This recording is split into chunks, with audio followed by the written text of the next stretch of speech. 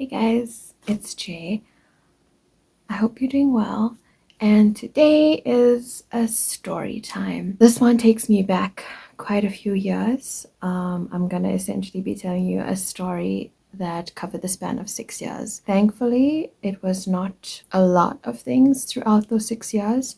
It's gonna be a story time, and it's also gonna be me sharing some lessons that I learned from the situation.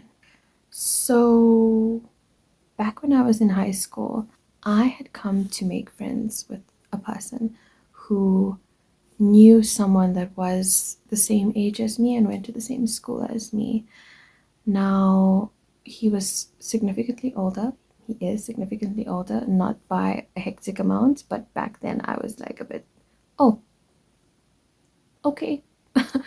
um, but he was one of the most genuine guys, really and truly, from the get go. And there was an instant kind of spark of sorts. And there was a notion that the both of us kind of had between us that we were going to be giving it about a month and seeing how we felt about things by the end of that month. And throughout the month, it was so interesting how things ended up happening. He got to know my routine as to like what time of the day I would have been back from school, and I could text him and talk about how our days went, and I would know what time he was going to be falling asleep at night, so I know that if he's not going to reply after this specific time, it's because he's fallen asleep. Like, that's how close we were. That's how close we became over that short period of time. And by the time we reached the end of that month, he said to me that he was basically like, you know what, Jay, look, I don't think, like, I know you've been waiting to reach this 1 month to see how things go. And I think you're a great person, but I really just don't think we're going to actually be able to see each other, which in the long run was actually bullshit because he lives very close, like very, very close to where I currently am and have been from that time, at that time too.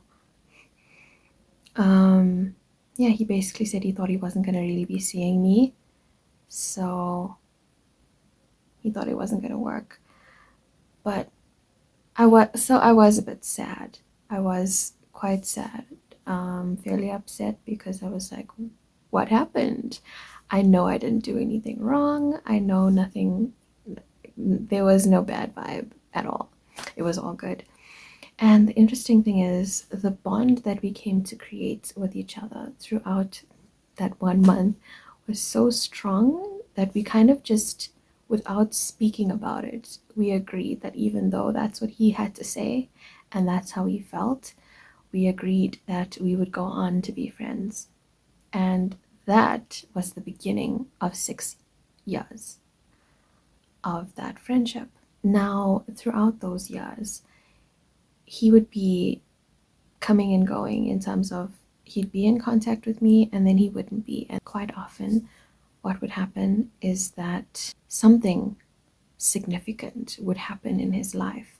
He would then reach out and say, "Hey Jay, this has gone on," and at some point in time, he lost someone that was very close to him as well in the interim of those 6 years. And I remember like reaching out, checking in. I was always a solid friend. I think part of me would have thought twice about saying that publicly, but I know I was a good friend. I gave my time, gave my energy, gave the most of myself in the best way, not giving too much of myself. I just was there for him. I was that solid person that he didn't have in anyone else, with anyone else. He got a girlfriend at some point, and I wasn't fazed about it. I think during those 6 years, he had 2 girlfriends, and the last one it was that I'm thinking about now. Each time he would get into a relationship, he'd cut contact until there was an issue in the relationship or until the last girlfriend he had broken up with her and it had been a couple months, and he reached out again. The relationship ended, and then he would get back in touch with me, and that wasn't necessarily faulty behavior as much as it was actually him just choosing to respect the girl and respect their relationship by not being in touch with the girl who he once kind of, every time we spoke, the feelings always were there. Not to the extent that they were at the beginning, but they never left. So we were talking, and after a while, it came across that he was wanting to put his efforts towards me. And for both of us, it was a sense of finally, after all those years. It was something that was quite significant. It was a weekend. He knew I was upset about something. So the next day, he texted me and he said, "Jay, what's your favorite chocolate?" And I told him. And then the next question was, "What's your favorite flower?" And I'm thinking to myself, okay.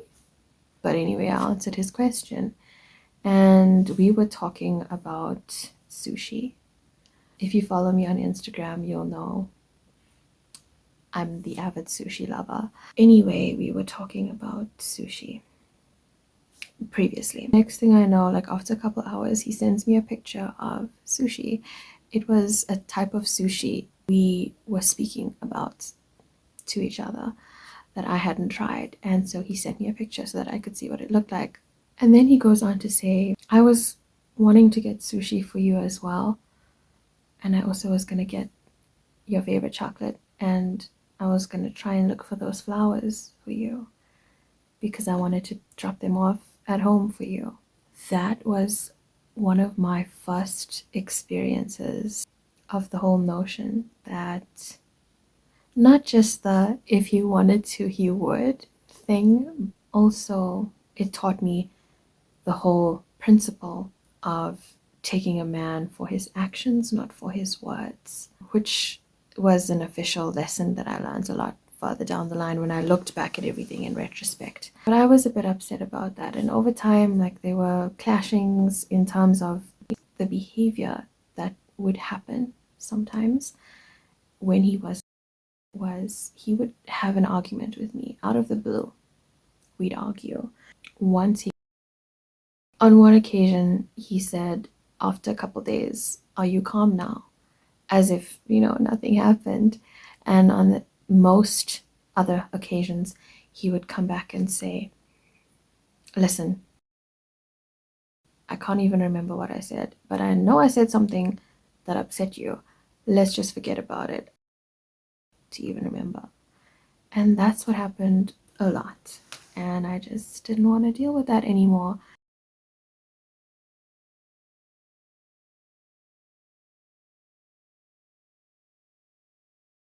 One day, I literally was just sitting and wasn't even thinking all that deeply about it. It hit me that I need to cut connection. I need to stop talking to this guy because he wasn't doing any good for me in terms of the friendship, even. The friendship had been kind of tainted with everything that was said and done on his side, after everything that was said and done on my side, for the good and for the support. And I think, the reason why he even tried to be with me at that specific time was because of the fact that I had been there for 6 years through a lot of shit that he dealt with and went through.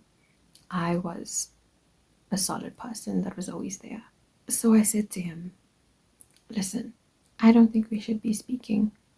I don't want to speak to you anymore. I wish you well in life, but I just don't want to. I don't feel it's good for me to be in contact with you anymore." And for me, what hurt the most with that situation, the response I got was, "Okay." That was it. After 6 years of him being up and down, me being there for him through all the bad, crappy situations, me being there ever ready to just support him and be that friend. the feelings, the emotions even that were there. And I say, look, I'm done. And all I get is, okay. A couple months later, he texts me and he basically said, hey, I saw your dad in some store. And he kind of insinuated that seeing my dad had him think of me. And that's why he was messaging me without all of those words being said. That was the implication. He goes on to ask how I am, like checking in. It hurt me a lot to have to respond in that way for my own well being, which was essentially that I chose to not respond. That's when I learned also a lesson of the value of silence, the true value of silence. There are a few lessons that came along from this. So the first one I wrote is to value yourself.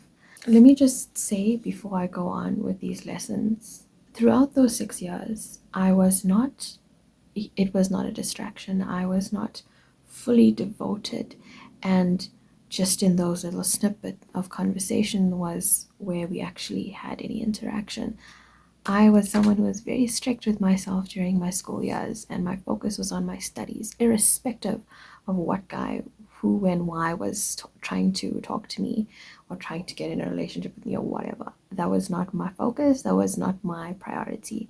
My priority was always schoolwork, and hence that's how I was always known as kind of like the stick in the mud and the goody two shoes in school. Even though that was how I was, I still had situations like this, and not all of them, thank God, not all of them lasted this long. There were only two specific people where situations lasted for a while.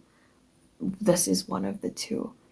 But yeah, lessons were learned, we move on, and I'm sharing this in the hope of having some other girls not hold on for as long as 6 years before they realize the little lessons that will ultimately teach you that you are actually worth more than this. You're worth more than what you're getting. So, yeah, the first one is to just remember to value yourself.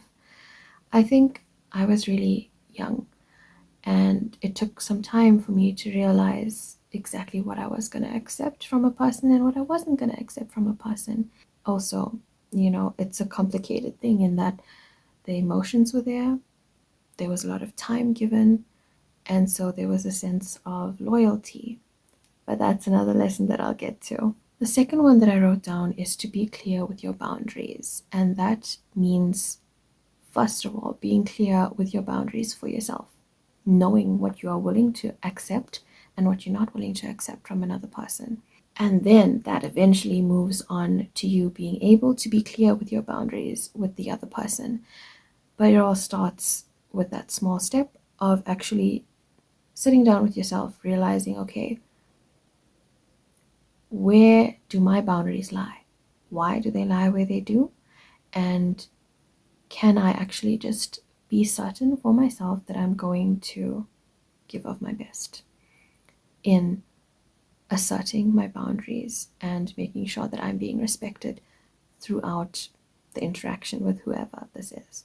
The third one I wrote down is loyalty, and that's what I was talking about. Now, the thing about loyalty is that people always think about it from the perspective of who's the person or who are the people who are loyal to me. Similar to the concept of self-love. The only time you can understand the actual value of loyalty and what it means to be loyal is when you are loyal to yourself. And that is something that you need to choose to put first. Loyalty to yourself in knowing, again, your boundaries, your limits, knowing your values and knowing your morals, which loyalty falls into being along the line. I just think that, telling the story is difficult for me because my story times are only a recent adaptation to the extent as this, but I think so long as someone's being helped, so long as someone can listen to my story and listen to me talking about the things that I learned along the way and learned from the situation, I really hope that some girls will be able to be more assertive for themselves and take care of themselves and teach themselves that self respect and how to accept things and also not accept things that are both worthy and not worthy, respectively, of you. This is a really long one. Thank you for staying through to the end, and I hope you guys enjoy the rest of your day, whatever time of day. Take care, guys. Bye. Mwah.